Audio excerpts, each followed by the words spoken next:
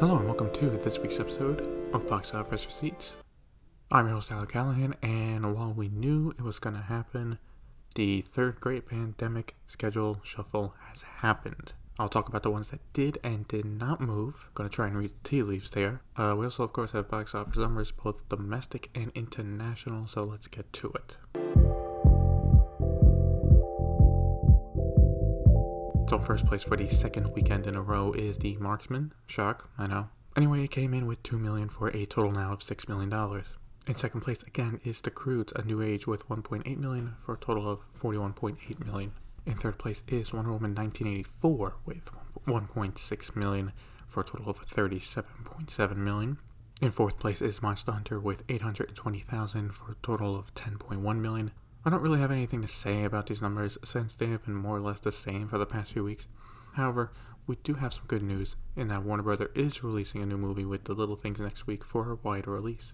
It should easily hit first place. The question is, how much will it take? It's got a star-studded cast, but it's a slow crime drama from the looks of it, which might make people not run out to see it like Wonder Woman. I'm going to say around $8 million. I've noticed more of a marketing push around the movie compared to, say, The Marksman, but with people able to sign up and watch it on HBO Max, it's harder to compare and determine what people will do. While Chinese box office was quiet this weekend, it does look like it has a bomb on its hand. Opening in first place was Big Red Envelope with a measly $8 million. On the rating sites, people are giving it a 4.7 out of 10 on Douban, and surprisingly a little higher, 8.4 on Moyan, which is a big difference. As to what some of the criticisms are of the movie, Variety reported that they include the main romance was not believable enough, but that for the message of the film, it held back on what it was trying to say. Giving red envelopes of money is a tradition and a big thing in Chinese culture. The movie seemed to want to criticize it, but did not go all the way. From what I'm seeing, if they went all the way, they would at least make some people upset, but then others could respect the commitment. Here, no one is happy with the movie. So with those poor ratings, expect this movie to drop fast next weekend. In second place was A Little Red Flower with $7 million for a total now of $197 million. In third place was Shockwave 2 with $6.4 million for a total of $175 million. In fourth place was Wish Dragon with $3.4 million for a total of $13 million. And lastly, in fifth place was A Warm Hug with $3 million for a total of $122 million. For Soul, it made another $2.9 million for a total now of $48.2 million in China, and it is now at $71.2 million internationally. Demon Slayer has also now passed $350 million in Japan. Now let's talk about the big news for the week, and that is the latest pandemic reshuffle. To start off, No Time to Die has moved again officially, going from April to October 8th, 2021. This one makes sense as the two biggest markets for the movie, the US and the UK, are not out of the woods yet with the pandemic, and at this point, if they stay in April, yeah, theaters would be open, but there would still be some restrictions. Funny enough, October 8th was the new release date for Morbius, and it looks like Sony does not want to mess around with James Bond, because after this announcement, they said Morbius will now come out January 21st, 2022. How will this affect Spider-Man 3, which is supposed to be released this December? We do not know yet. That was not the only Sony move this week, though. Ghostbusters Afterlife got another push back from June 11th to November 11th for 2021. Peter Rabbit 2 of Runaway will now come out at that previous spot, so it will be coming out June 11th. The movie adaptation of Uncharted, which was supposed to be a summer blockbuster, will now come out February 11th, 2022. A lot of releases on the 11th for a month. Weird. Finally, from Sony, their version of Cinderella, which was supposed to come out in 2 weeks, got pushed back to July 16th. I was really curious about what was going to happen with this one since there's not been a single piece of promotion for it. Paramount made a move as well, pushing back A Quiet Place Part 2 from this April to September 17th. I was surprised by this one, but I guess they know if they can make $250, $300 million worldwide, they want their best shot at it. Disney even made a few moves, but all of them were related to 20th century films. The Kingsman got another delay, moving from March to August 20th.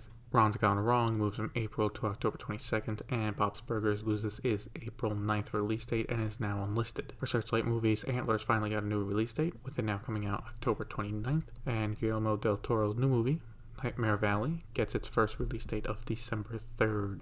With this slew of new release dates, it's clear that most studios are considering May as the new date to launch wide releases. I think Universal not moving F9 right now is a key sign of this, because they know it'll do good at that end of May slot, and will only delay it at the last second. For Disney, yes, Black Widow has a stronger chance of going the same way as Raya and The Last Dragon, which is a theater release and premiere access at the same time.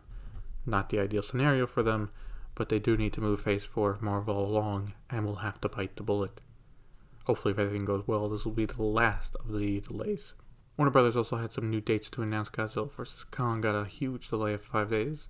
It will now open up on March 31st domestically, though most international countries will still get it on the 26th. This is not a bad way to cut down on the potential piracy. They also finally set a release date for James Wan new film, Malignant, which is set to come out September 10th. Both It movies did well with a September release, so a James Wan horror movie should also do pretty good.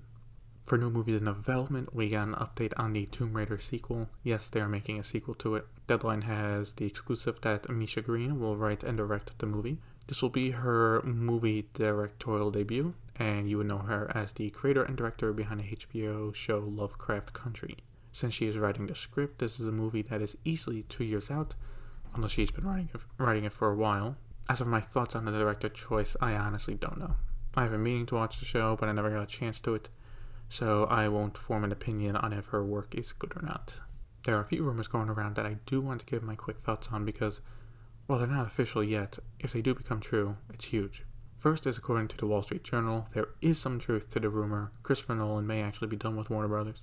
The rumor has been for a few weeks now, with it being that after the whole HBO Max announcement, he's actually done working with them and would look to go to another studio for his next movie. If true, this would actually be a big loss for Warner Brothers because Nolan movies have always been consistently good at the box office and was always good for reliable for a summer blockbuster movie. If he does actually leave, my first guess is Sony, then Universal. And it's just based off their release models right now. For Sony, it is said they gave Tarantino a lot to do. For Sony, it's said that they gave Tarantino a lot of what he wanted to do Once Upon a Time in Hollywood. If they get the chance to do the same for Nolan, they might.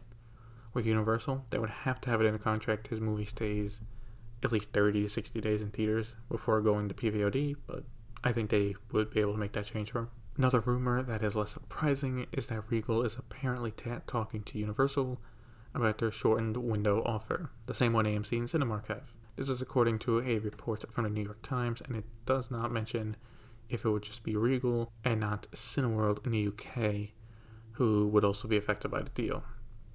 I think after Cinemark made the deal with Universal, it was only a matter of time before Regal agreed. While all of the theaters are still closed compared to AMC and Cinemark, the end of the pandemic is coming, and they need to be ready for the rebound, and with that, they are not going to just sit out on showing F9 and Minions 2 to their customers. They're not. The next step for them would be if they start playing Warner Brothers movies as well, since there's not really any exclusivity window with it being on HBO Max. Finally, for in the pipeline, AMC, it looks like it has been saved. First, they were able to raise another $900 million in capital to stay afloat for the next few months as things start to open up. But also thanks to the craziness at the stock market, their stock went up and they were able to make some finance moves with the stock, and he raised $600 million in debt. So all the focus is on Reddit, GameStop, and hedge funds. AMC was quietly put into a great position coming out of the pandemic, assuming people start going back to theaters in April, May. If you don't understand exactly how they did it, I recommend looking up some articles about it, because while I understand the GameStop situation, I don't fully understand how they were able to wipe away millions in debt, so I won't try.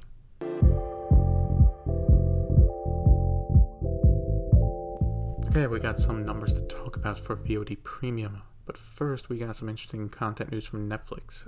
Legendary Television and Netflix have come together for 2 new anime shows, and they are not what you think they are. First is an anime for Tomb Raider, but the only details for it is that it will continue after the reboot trilogy of the last few years. The second is an anime for King Kong, which will be set in the MonsterVerse, so this will be the same King Kong you saw on Skull Island.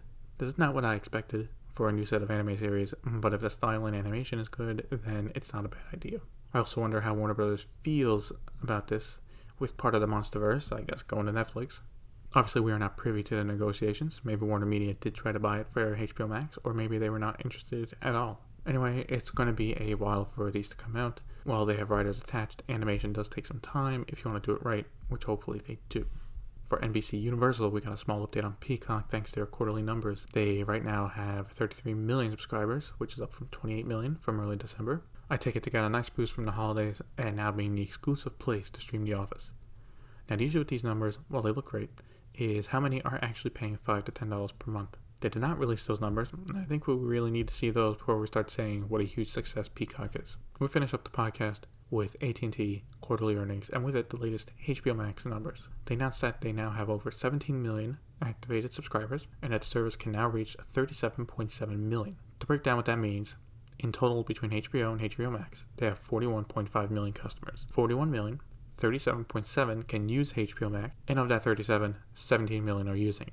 They have to break the numbers down like this because some HBO users do not have access to the streaming service, while some do. My issue with these numbers is that they rarely say how many HBO Max users are people who signed up directly and are not regular HBO Max users. So how do the numbers compare to pre-Wonder Woman 1984? Well, pretty good actually. In early December, they mentioned they had 12.6 million activated users, so they gained just about 5 million in a month between Wonder Woman, the holidays, and the discount deal. They are offering that as a solid number. It's not amazing growth, but it's a much needed boost for the service. It's also important to point out that I think the Roku deal played a role in this because those users could have switched over to the streaming service, so it would have counted as an activation. Now we have to wait and see for the next quarter and what the number stands out as well. We got Godzilla vs. Kong finishing out right at the end of the first quarter, which should help. My prediction is that it'll hit 22 million activations, because while I do think Wonder Woman helped clearly, until March, Warner Brothers is only releasing big drama films like The Little Things, unless everyone goes crazy for Tom and Jerry, which I doubt that the focus will be on Godzilla vs. Kong. As for what is the release strategy for HBO Max for 2021, they mentioned the ad-supported model is set for release in the second quarter of the year, so between April and June, but did not mention anything more about it. They also mentioned their continued plan to roll out the service internationally, but did not mention when or what countries are lined up for it. And that'll be it for this week's episode of Box Office Receipts. We had a lot to go over, but it was a busy week. Anyway, question for the week is like the last one: have you signed up to HBO Max? If not, why not? And if so, why did you? Let me know on Facebook. Link to the pages in the show notes. Thank you for listening. See you next time.